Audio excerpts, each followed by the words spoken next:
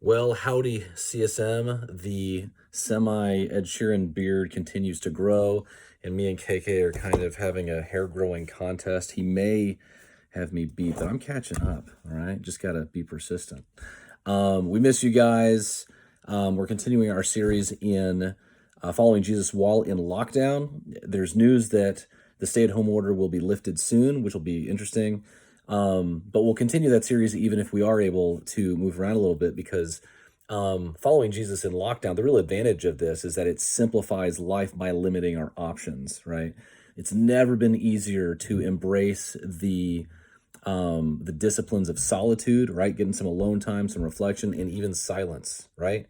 And so I kind of look at this period as like a training wheels thing to where it's just much easier to begin these basic disciplines now than it will be when things get busy again. Okay.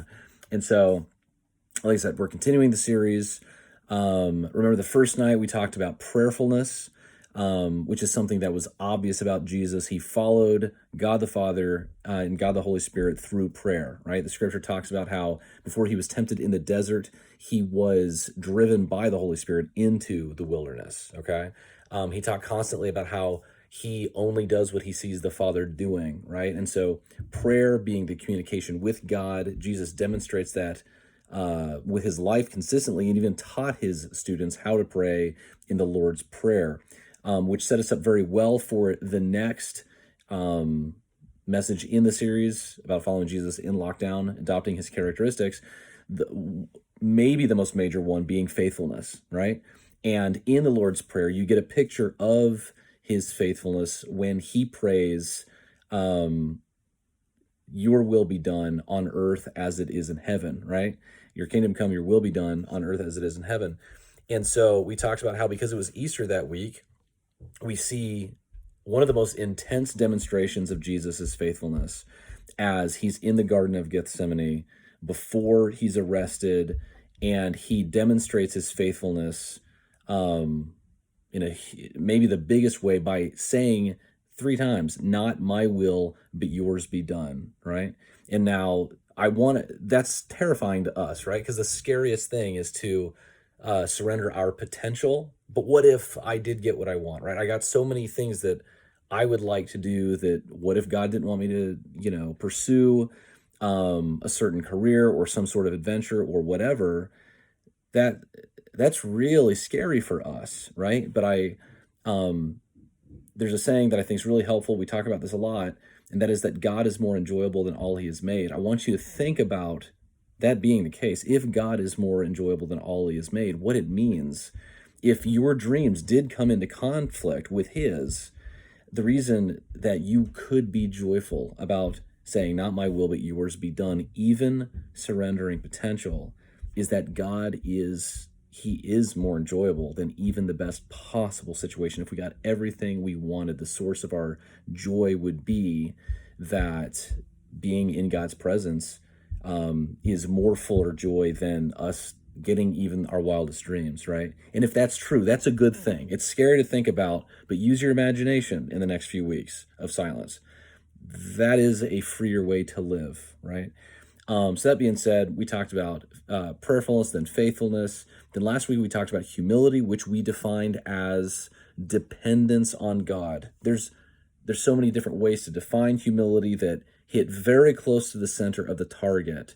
Not thinking less of yourself, but thinking of yourself less is what C.S. Lewis says. And that is definitely a manifestation of humility, but it's not the absolute core, right? I think the absolute core, and this is from Dallas Willard, would be dependence on God. Eugene Peterson says that when you begin each day with God and your need for God, you are beginning at bedrock with no frills, meaning there's nothing untrue about that. That is the truest thing about you, is God existing and you needing him, right? And so at the end of that message, I talked about how it's very hard to know what we're doing, right? Paul said at one point, "I don't even judge myself." And what he means by that, it's very hard to know yourself. I think it was Socrates that said, "Know thyself," right? That was wisdom comes from knowing yourself.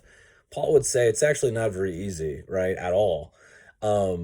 And but that so that being said, it's not necessarily easy to know if we're acting in dependence on God or not. Sometimes it can be very difficult. It's extremely easy to fool ourselves, and even other people, right? But there's freedom in depending on God entirely. And so tonight we're going to be talking about thankfulness. And the reason I want to talk about that is because I think that it's going to be tremendously helpful for the times that we're in right now. There's a lot of difficulty, there's a lot of suffering, there's a lot of problems that have been created as a result of COVID. And so to be resilient, to cope with the difficulty, it's going to require a good attitude, a constructive attitude. To say a positive attitude, I don't think is specific enough. A constructive one is what we want to do. We've talked about the dangers of optimism in the past. It's possible that we can block ourselves from seeing the negative if we want to be too optimistic. And it's just as dangerous to be too pessimistic, right? But I think that thankfulness is the crucial part of our attitude that will help us appreciate what is going well, which is so important for our resilience, right?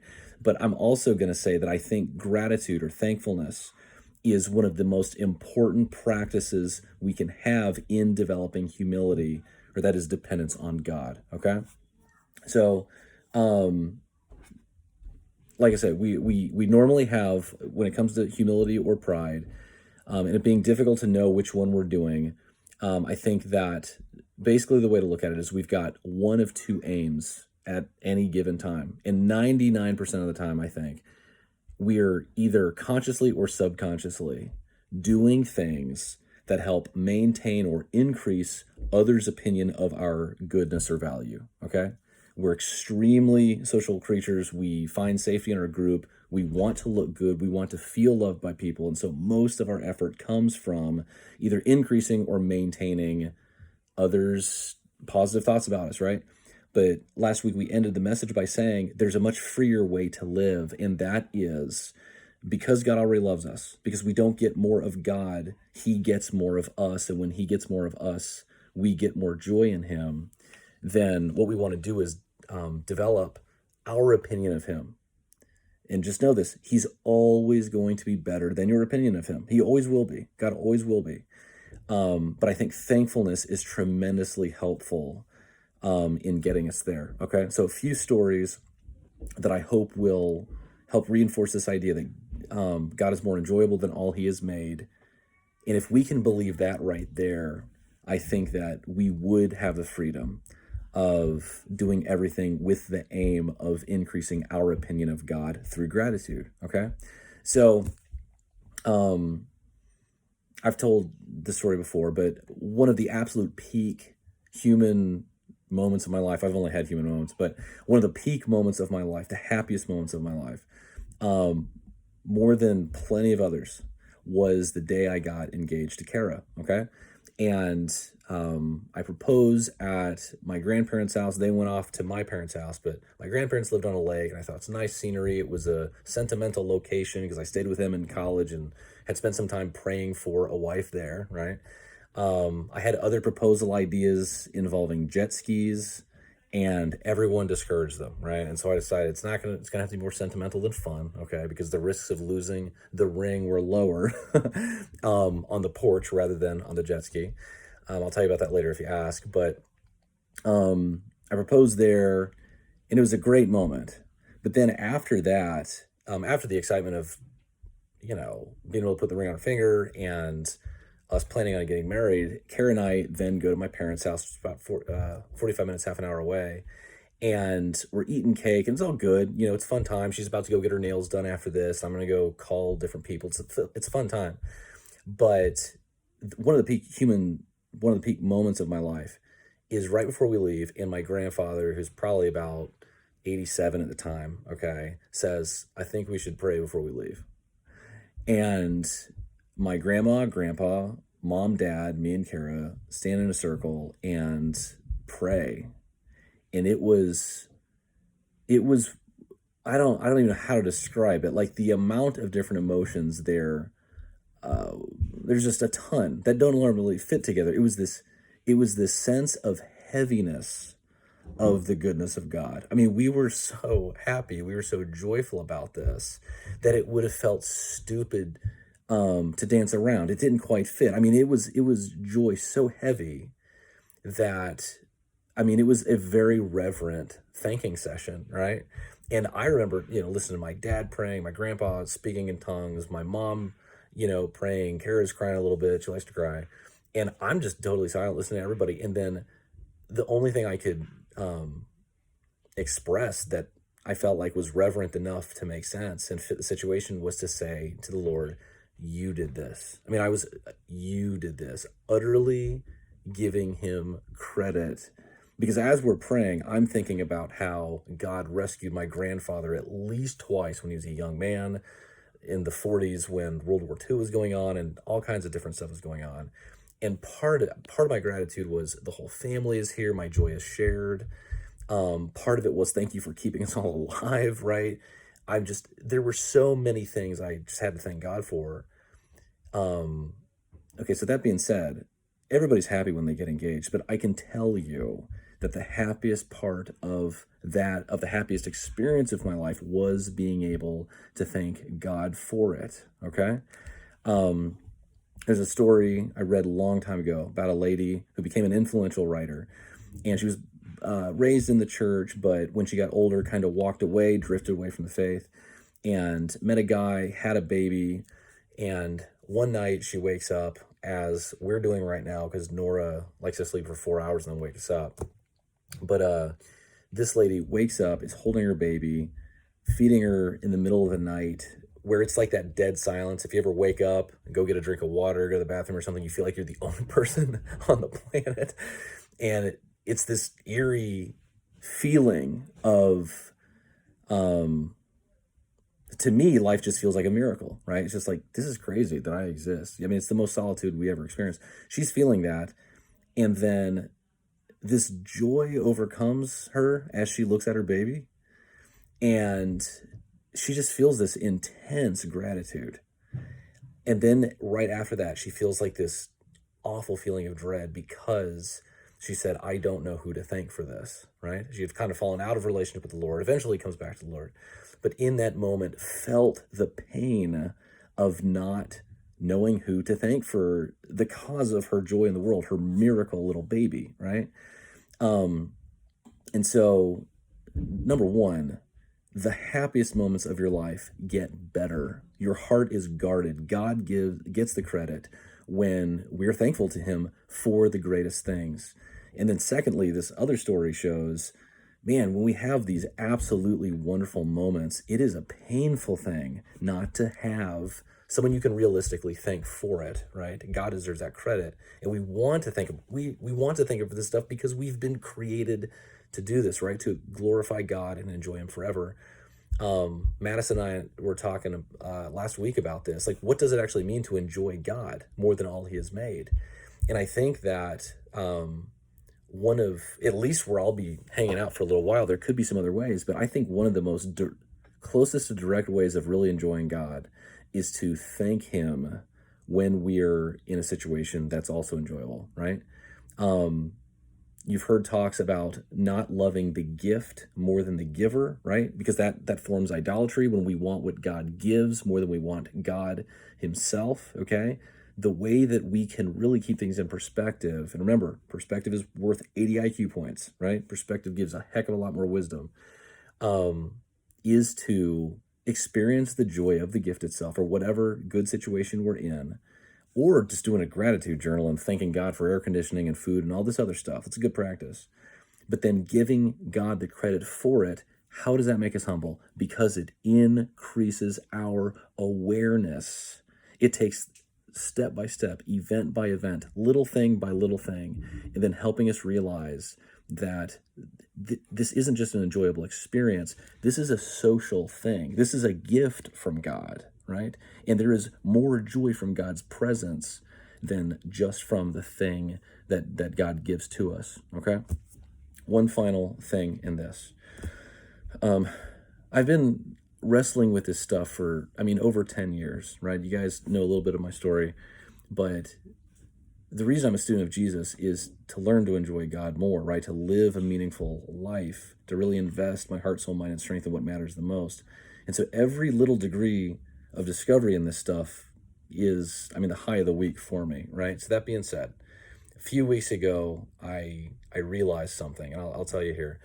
When I turned 35, Kara and I and the kids were in Destin Beach, which is fantastic. I grew up close to the beach in West Palm when I was a kid and miss it a lot. But anyways, it was this moment where the kids are upstairs, Kara's upstairs, I'm taking a walk on the beach, and I'm soaking in the environment. The sky is awesome, the sand is awesome, the water's wonderful.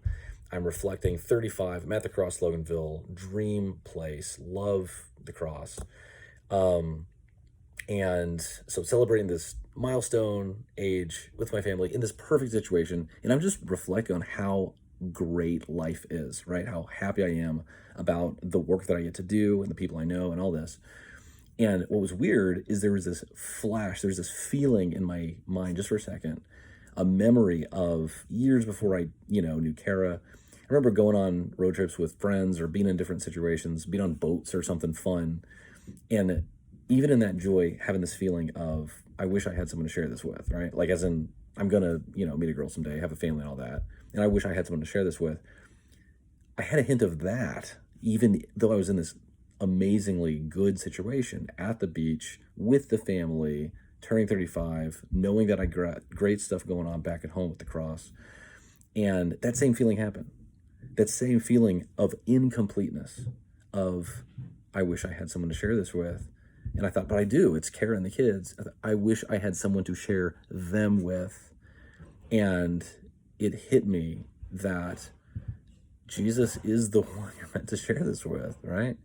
Thankfulness is how we share this experience with God. It is the thing that unites our heart to His, increases humility in the least humiliating way possible. I mean, this is the most positive way to realize your dependence on God, is when you want to.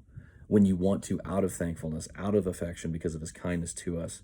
Thankfulness is the attitude that helps us understand God's kindness and patience with us, okay?